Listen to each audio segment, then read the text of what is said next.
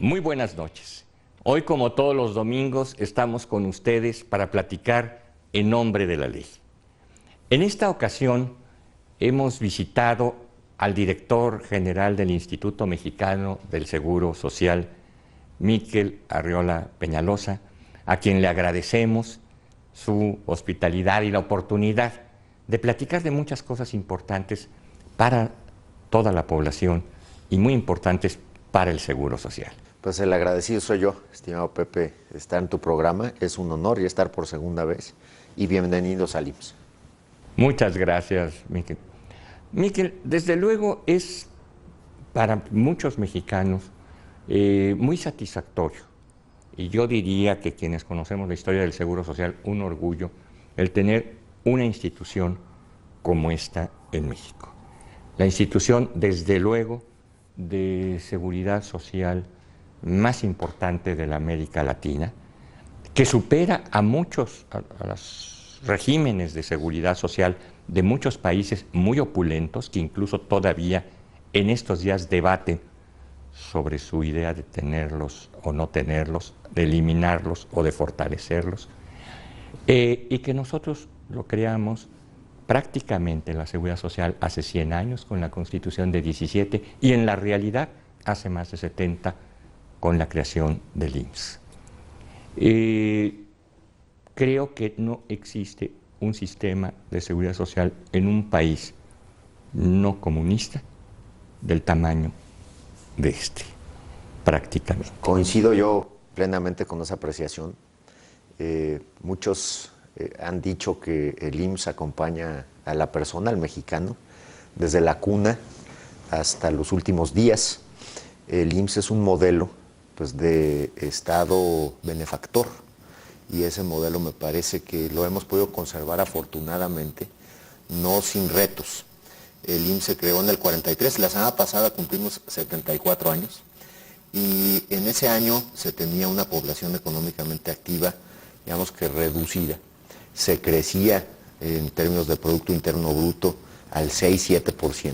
¿Sí? Ahí es donde se construyó el IMSS como es ahora, la gran infraestructura hospitalaria, el gran sistema de primero, segundo, tercer nivel de atención, el sistema de pensiones que guardaba todavía ese sentimiento que el gobierno ahorraba todo para el pensionado y que el pensionado se iba a retirar en pocos años de trabajo, no en una edad máxima.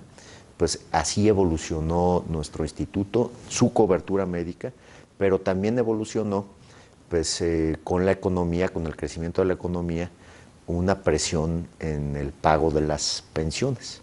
Ese régimen que era tan amplio en los años 40, pues ahora nos representa más o menos una presión de pago de 80,000 millones de pesos al año de los ex trabajadores del IMSS. ¿Y por qué empiezo con eso? Empiezo con eso porque el presidente de la República recibió el IMSS en el 2012 en una quiebra técnica. Que era una pesadilla para todos. Era una pesadilla. Pensar que un día amaneciéramos sin seguro social. Esa era pues la amenaza muy real en 2012. Incluso los diputados aprobaron un paquete para rescatar al IMSS de 30,000 millones de pesos en el 2012, porque ya no había reservas. La dimensión es que el IMSS gasta todos los días 1,200 millones de pesos. Tenemos ya un presupuesto cercano a los 700,000 millones de pesos. Tenemos compromiso en pensiones importantes y por eso el principal reto a la llegada del presidente Peña Nieto era el financiero. ¿Cómo podíamos cerrar la brecha del gasto con el ingreso? Y eso afortunadamente, a partir de un trabajo fundamental en materia financiera del doctor González Anaya, fue reduciendo la brecha. En el 2012 se gastaron 25,000 millones de pesos de reservas. Ese gasto se disminuyó en 60% en los últimos 3 años. Correcto. La instrucción del presidente Peña Nieto era salvar al IMSS y se salvó con esa reducción del déficit, y el 2016 cierra pues con números negros en vez de con números rojos, afortunadamente, en una creación de empleos histórica en el 2016, pero también en esta administración, 2.3 millones de nuevas plazas. Repercutió en el ingreso del IMSS. El ingreso del IMSS ha crecido en esta administración 60,000 millones de pesos, más o menos 16 puntos porcentuales en términos reales. Y también hemos sido pues, consecuentes con el compromiso de gastar mejor, de gastar bien. Sobre todo de gastar, no dejar de gastar. Claro, claro. Nos ahorramos respecto al presupuesto 2016, el año pasado, 7,300 millones de pesos de gasto corriente. Perfecto. Estamos construyendo 12 hospitales nuevos, entre 160 y 260 camas y 40 unidades de medicina familiar, de manera tal que el superávit que generó el 2016 es histórico, 6,388 millones de pesos. El último que se había generado fue en el 2008 y fue la mitad. Nosotros estamos, y además en el 2008, pues la presión de pensiones andaba por ahí de los 35,000 millones. En el 2016 pagamos 70,000 millones de pesos. Ha sido esa la trayectoria y en el 2014 se tenía ya previsto que el IMSS iba a empezar a cortar servicios, a dejar de pagar pensiones. Y al señor presidente en la 107 asamblea del año pasado le pudimos informar que hay viabilidad financiera en el IMSS de aquí al 2019 y si seguimos con esta tendencia, con esta trayectoria, vamos a poder decir que estamos salvando una de las joyas del Estado mexicano. Que no va a quebrar que no va a quebrar el IMSS, que va a seguir creciendo y que va a seguir honrando pues ese derecho de los mexicanos a tener seguridad social en general. Has aplicado la fórmula quizá más antigua y más eficaz de finanzas sanas. Ganar más, es decir, ingresar más y gastar menos sin dejar de prestar servicios. Quiero detenerme en este ingresar más. Esta salud financiera, este saneamiento financiero del Seguro Social implica mayores cuotas de los trabajadores, aumento de las cuotas de los trabajadores. Al revés, doctor, al revés. Creo que son dos grandes noticias tener superávit en el IMSS. Primero, para las finanzas públicas, porque la Secretaría de Hacienda hoy no está preocupada con el balance financiero del IMSS. No va a tener que inyectarle recursos, no va a tener que rescatarlo, no va a tener que usar recursos de la Bolsa General para el IMSS. El IMSS tiene autosustentabilidad. Y segundo, que salgamos superavitarios implica que las cuotas se van a mantener igual para los patrones y para nosotros los trabajadores. Entonces, por eso es tan relevante en términos económicos que un presidente como el presidente Peña haya tomado en serio el compromiso de salvar una institución como el IMSS, porque el balance del IMSS pega en la economía. Regresamos para continuar esta interesante plática sobre el Instituto Mexicano del Seguro Social. El Seguro Social, casi todos los mexicanos lo identificamos, lo asociamos con servicios médicos. Ciertamente es más que una institución de salud, es una institución pensional, es una institución de seguridad social integral, es una institución de servicios múltiples, de protección al trabajador. Pero, repito, lo identificamos como un gran hospital. Y desde luego, quizá el sistema hospitalario más grande del país, considerado así. ¿Qué tenemos que avanzar? ¿Qué hemos avanzado en materia de servicios médicos? La espera, he escuchado que a veces no hay medicinas, que no se puede atender a todos los enfermos.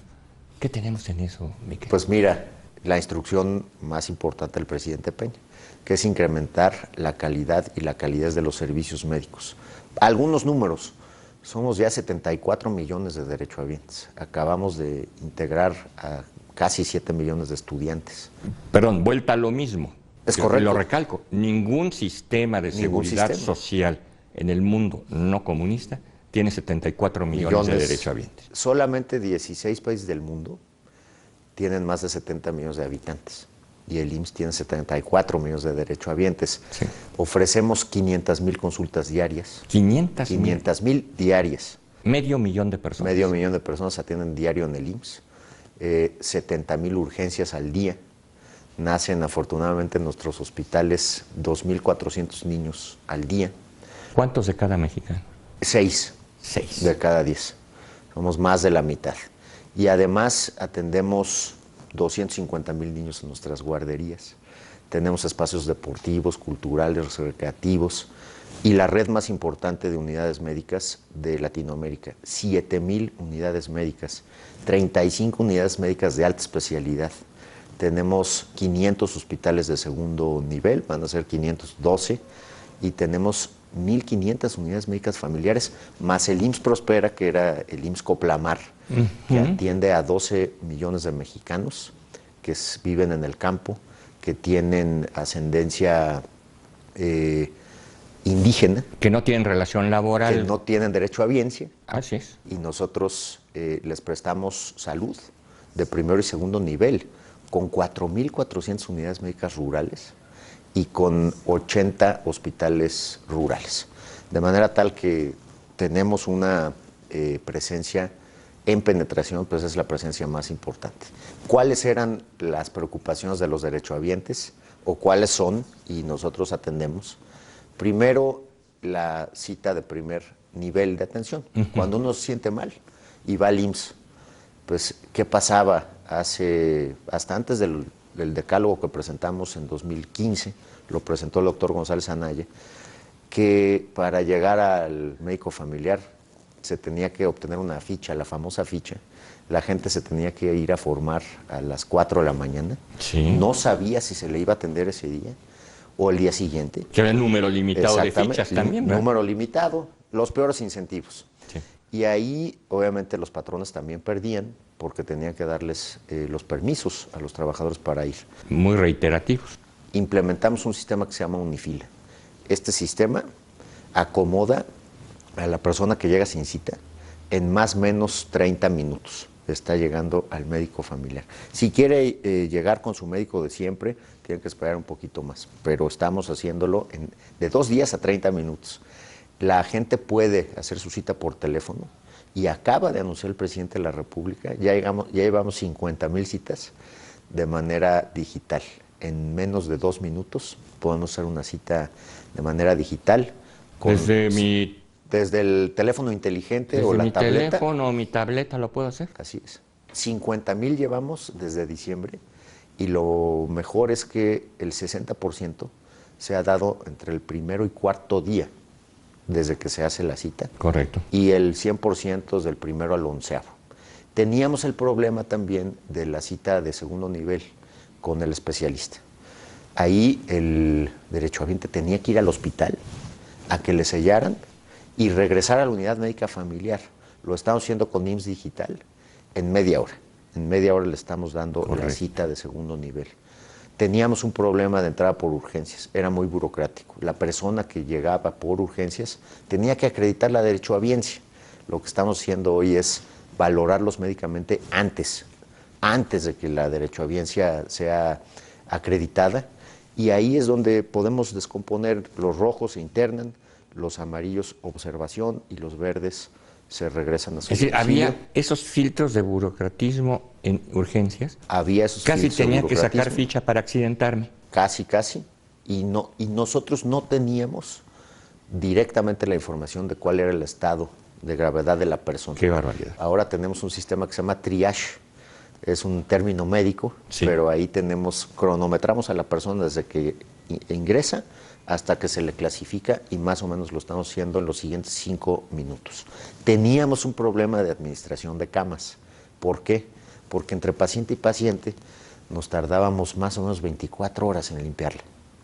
Eso le generaba, desgraciadamente, pues una distorsión a todo el proceso médico, porque los que entraban por urgencias no tenían cama, los que entraban por hospitalización tampoco tenían cama. Lo redujimos más o menos a un rango de 40 minutos a 4 horas y podemos utilizar ya el 100% de nuestra capacidad hospitalaria. Afortunadamente, tenemos un programa desde abril de cirugías los fines de semana.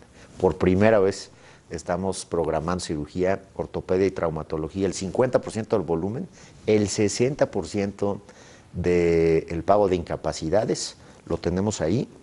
Ya llevamos, Pepe, más de 6,000 cirugías desde abril y vamos a tener una expansión muy relevante este 2017 a todo el país.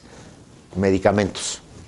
En el 2012 se surtía el 95% de las recetas. Eso era un problema nacional. A partir del programa que implementó el doctor González Anaya y yo he podido seguir, se revisa semanalmente por el director general del IMSS cómo están los inventarios en tránsito, cómo están los inventarios en farmacia, cómo están en los almacenes. El año pasado cerramos el último semestre con 99% de surtimiento de recetas. Eso quiere decir que la gente tiene sus recetas perfectamente surtidas y además hemos ahorrado más o menos 14,000 millones de pesos en las compras consolidadas que empezaron en el 2013. Acabamos de terminar la de 2017 con un avance en el ahorro de 3,352 millones de pesos. Esa es un poco la parte médica donde permanentemente tenemos que mejorar y también transitar a un modelo preventivo. Tenemos ese reto.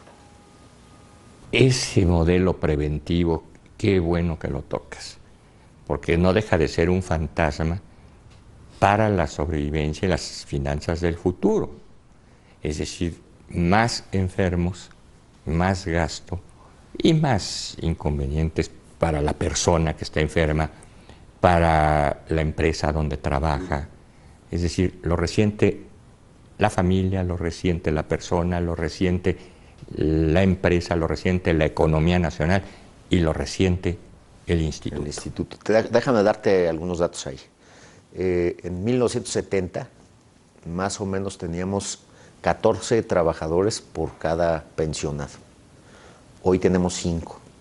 Nuestro bono demográfico es directamente proporcional a la capacidad recaudatoria del instituto para financiar enfermedades. Y estamos hoy en una transición epidemiológica de las enfermedades agudas a las enfermedades crónico-degenerativas. Hoy el 80% de la mortalidad de los mexicanos se explica por 4 enfermedades: hipertensión, diabetes, que es el monstruo, cáncer de mama y cáncer de próstata. Esas 4 le explican al IMSS el 35% de su gasto en el seguro de enfermedades y maternidad en población de 60 años hacia arriba. Ese gasto está creciendo más o menos al 10% anual. Hoy estamos invirtiendo 85,000 millones de pesos en esas 4 y si no hacemos nada en lo preventivo, vamos a tener una factura en el 2050 de 350,000 millones de pesos. No los tenemos. ¿Qué estamos haciendo? Estamos modelando ya una solución muy pragmática para combatir esas 4 enfermedades y anticiparnos con la información que tenemos de los derechohabientes más o menos 25 años. Nos preocupa mucho la prediabetes, que no se siente. Tenemos que revisar estadísticamente cuántas personas están en ese riesgo, traerlas al instituto y controlarlas. Lo mismo en cáncer de mama y próstata, donde no son enfermedades prevenibles, pero si las curamos a tiempo, tenemos mucho más éxito. Hay un margen mayor. Primera y segunda fase. Sí. Y luego hipertensión, que es la causante de la entrada por urgencias con infarto o derrame cerebral, pero eso lo hacemos. Y la hipertensión tiene ciertas posibilidades razonables de prevención, ¿verdad? Razonables si entramos antes.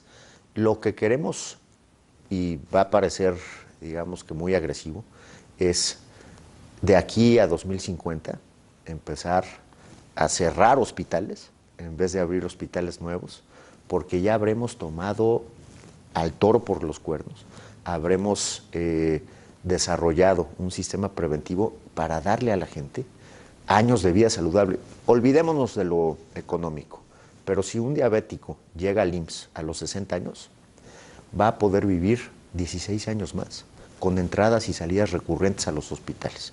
Eso no es calidad de vida. Y también nosotros tenemos que invertir la lógica de inversión. Hoy en el primer nivel de atención invertimos el 30% de nuestro gasto. tendríamos que invertir el 75-80% de nuestro gasto en medicina familiar y el otro tanto en segundo y tercer nivel, y lo vamos a presentar con todo detalle este primer trimestre. Perdón que le haga yo al abogado malo. Y si la gente vive 16 años más, ¿vas a poder pagar las pensiones? Pues mira, el tema de las pensiones de aquí al 2035 va a ser tema para el IMSS, porque es el incremento más importante que vamos a tener en esa deuda que se empezó a generar en el 43 y terminó de generarse en el 96 con la creación de las AFORES. Correcto. Son 2,000 millones de pesos que estábamos pagando en el orden de los 80,000 para 2017. Perfecto. Es muy grande, pero de aquí al 2035 deja de crecer y se vuelve a, digamos, que a normalizar de aquí al 2080. Por eso es tan importante. Nos das buenas noticias, Miguel. Qué bueno que vinimos a platicar contigo. ¿Algo más que quisieras agregar? Pues decir que en lo digital ya hemos podido desregular el 78% de los trámites. Hemos podido dejar el trámite de la comprobación de supervivencia para los pensionados. Hemos ayudado mucho a las mujeres en su embarazo para que ya no tengan que ir al IMSS 5 o 6 veces en vez de una sola vez. Ahí hemos podido agregarle a la economía un valor agregado de más o menos 5,000 millones de pesos en costo de oportunidad por hacer trámites digitales en vez de presenciales. Pues muchas gracias a Miquel Arreola por habernos recibido. Muchas gracias al Seguro Social por lo que está haciendo por los mexicanos. Muchas gracias a todos ustedes por habernos recibido en sus hogares y nos vemos para la próxima. Hasta entonces.